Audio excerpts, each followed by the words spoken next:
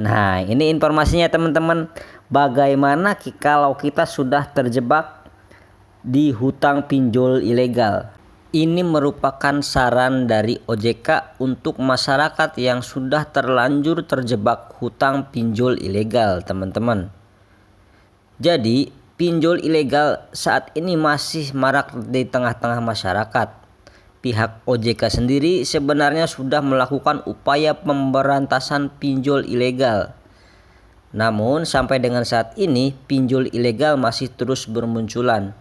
Nah, untuk teman-teman yang menemukan pinjol ilegal, teman-teman bisa melaporkan untuk pinjol tersebut di layar kaca ya. Di situ ada waspada terhadap pinjol ilegal. Teman-teman bisa melaporkannya di WhatsApp, melalui WhatsApp, kemudian melalui website dan email dari OJK. Selain itu, pihak pinjol juga sudah mewanti-wanti masyarakat agar tidak sembarangan mengambil pinjaman online. Ya, seperti kita ketahui ya teman-teman, saat ini banyak ya korban pinjol ilegal yang terus berjatuhan. Dan jika teman-teman akan melakukan pinjaman online, maka teman-teman harus cek terlebih dahulu pinjol tersebut apakah pinjol ini sudah terdaftar di OJK atau belum. Nah, ini informasinya teman-teman. Bagaimana kalau kita sudah terjebak di hutang pinjol ilegal? Ya, seperti kita ketahui ya teman-teman, untuk pinjol ilegal menurut anjuran pemerintah itu nggak usah dibayar. Jika teman-teman saat ini sedang galbay di pinjol dan teman-teman didatangi oleh DC, laporkan saja ke pihak berwajib karena pinjol ilegal tidak diawasi oleh OJK dan itu sama saja dengan rentenir online teman-teman. Nah, jadi bagaimana Bang kalau kita sudah terjebak hutang di pinjol ilegal?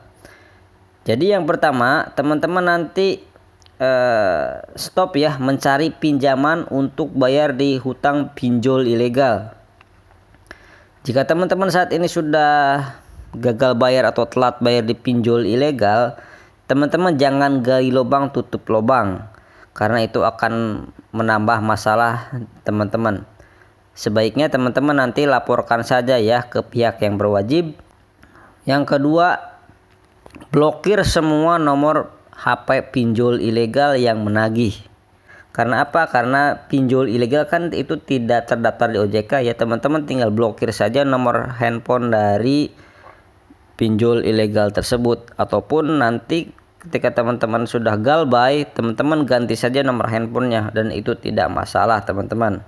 Nah, selain itu dari pihak pinjol ilegal juga pasti akan menghubungi kondar atau kontak darurat kepada teman-teman ya.